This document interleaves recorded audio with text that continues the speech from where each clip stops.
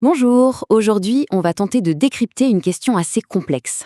Comment un gouvernement s'organise-t-il pour lutter contre le changement climatique? Spoiler, il n'y a pas de solution miracle, pas de bouton magique sur lequel appuyer. Non, la réponse ressemble plus à une panoplie d'actions bien coordonnées. Alors concrètement, comment ça marche? C'est la grande question, n'est-ce pas? Et pour commencer à y répondre, il faut comprendre une chose. Les pouvoirs publics ne peuvent pas y arriver seuls. C'est un effort collectif qui doit impliquer tout le monde, les entreprises, les régions et chacun d'entre nous. Pour orchestrer tout ça, l'État a ce qu'on pourrait appeler plusieurs cordes à son arc. Imaginez vraiment une boîte à outils, comme celle qu'on a à la maison. Face à un problème compliqué, on ne se contente pas d'un seul tournevis. On a besoin d'un marteau, d'une pince, d'une clé. Eh bien pour le climat, c'est exactement la même idée.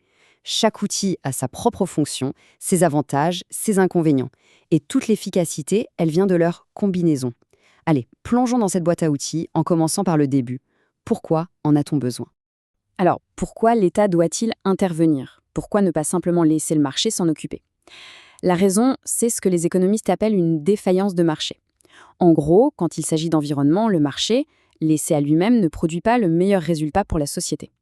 Pour le dire simplement, quand une activité économique pollue, le coût de cette pollution sur notre santé, sur la nature, eh bien ce coût n'est pas inclus dans le prix du produit qu'on achète.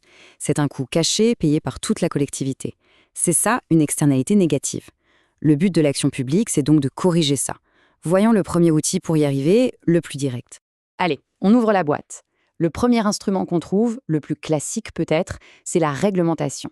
C'est l'outil de la contrainte, celui qui dit « voici les règles du jeu ». Il fixe un cadre légal clair pour tout le monde. C'est un peu la fondation sur laquelle tout le reste va se construire. L'approche est on ne peut plus directe. On interdit ce qui est très dangereux et on impose des limites claires à ce qui pollue. Ces règles, qu'on appelle aussi des normes, peuvent prendre plein de formes différentes. Et attention, quand on dit réglementation, ce n'est pas un seul truc. Ça peut être des plafonds d'émissions pour les voitures, l'obligation d'utiliser une technologie plus propre, l'interdiction de certains produits chimiques, ou encore des normes de construction, comme l'isolation obligatoire pour les logements neufs. C'est un levier très puissant, mais il a aussi ses limites.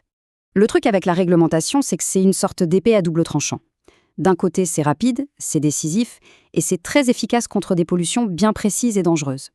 Mais de l'autre, son approche taille unique peut être injuste et pénaliser les plus petites entreprises. Et surtout, son plus grand défaut, c'est qu'une fois qu'on respecte la norme, eh bien, il n'y a plus aucune incitation à faire mieux, à polluer encore moins. C'est là que notre deuxième outil devient intéressant. On passe donc à la fiscalité. Si la réglementation dit « il est interdit de faire ça », la fiscalité, elle, dit plutôt « si vous le faites, ça va vous coûter plus cher ». C'est un signal prix qu'on envoie à tout le monde, aux entreprises comme aux particuliers. Le principe, au fond, il est assez simple. C'est le fameux pollueur-payeur. On donne un prix à la pollution, un prix au carbone. Et du coup, ce coût est intégré dans les décisions économiques. Ça incite à chercher des alternatives moins polluantes, tout simplement parce que c'est plus rentable.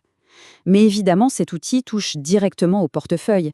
Et ça le rend socialement très très sensible. Et là, on touche à un point ultra sensible.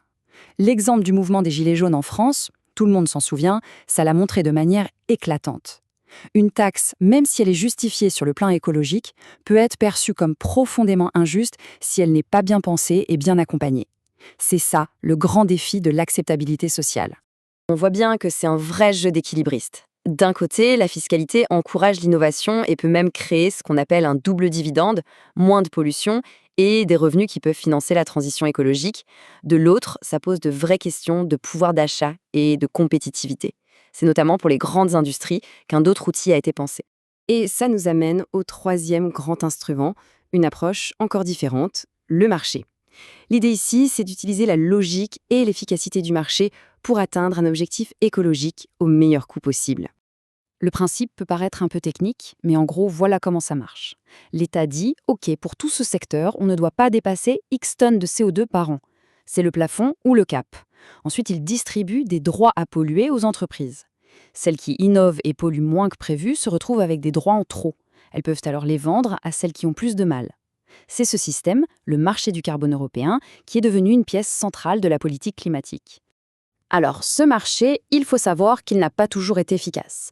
Pendant des années, le prix de la tonne de carbone était au ras des pâquerettes, donc ça n'incitait pas à grand-chose. Mais suite à des réformes, la situation a radicalement changé. En quelques années à peine, le prix a été multiplié par plus de 10. Regardez cette envolée, c'est juste spectaculaire. Passer de 7 € à plus de 90 € la tonne, ça change complètement la donne. À ce prix-là, pour une grande industrie, polluer coûte extrêmement cher. Investir dans des technologies propres, ce n'est plus seulement un geste pour la planète, ça devient une décision économique purement rationnelle. Le gros point fort de ce système, c'est son efficacité. On est sûr d'atteindre l'objectif de réduction qu'on s'est fixé, et en théorie, au coût le plus bas possible pour l'économie. Par contre, c'est une machine assez complexe à gérer, et ça ne fonctionne que pour les très gros pollueurs. Alors comment on fait pour que tout ça fonctionne ensemble? Et c'est là qu'on arrive vraiment au cœur du sujet. Parce que la vraie force, la clé de la réussite, ce n'est pas de choisir le meilleur outil contre les autres, mais de les faire jouer ensemble, de les articuler intelligemment. Chacun vient en fait corriger les faiblesses des autres. Voyons un peu comment ce puzzle s'assemble. On a d'abord la réglementation, qui pose les règles de base, un plancher obligatoire pour tout le monde. Ensuite, la fiscalité, par exemple sur l'essence, vient orienter les choix de millions de personnes au quotidien. Et enfin, le marché du carbone s'occupe des plus gros émetteurs en les poussant à trouver les solutions les moins chères pour décarboner. Donc ce qu'il faut vraiment retenir, c'est cette idée de complémentarité. Il n'existe pas d'outil parfait qui résoudrait tout. En revanche, il peut exister une boîte à outils cohérente. La réglementation, la fiscalité et le marché ne sont pas des options qui s'opposent, mais bien les 3 piliers d'une seule et même stratégie. Mais attention, avoir la meilleure boîte à outils du monde, c'est bien, mais ça ne suffit pas. Le vrai défi, le nerf de la guerre, c'est le calibrage. C'est comme un musicien qui accorde son instrument. Une taxe trop basse n'aura aucun effet. Une norme beaucoup trop stricte sera rejetée par la société. C'est cet équilibre permanent qu'il faut trouver. Et tout ça, finalement, ça nous ramène à la question fondamentale, celle qui est au cœur de toute l'action publique sur le climat. Comment est-ce qu'on arrive à construire des politiques qui soient à la fois très ambitieuses pour la planète et en même temps justes pour tout le monde? C'est le défi politique et sociétal majeur des années qui viennent. Et la réponse, elle se trouve sûrement dans un ajustement constant de cette fameuse boîte à outils.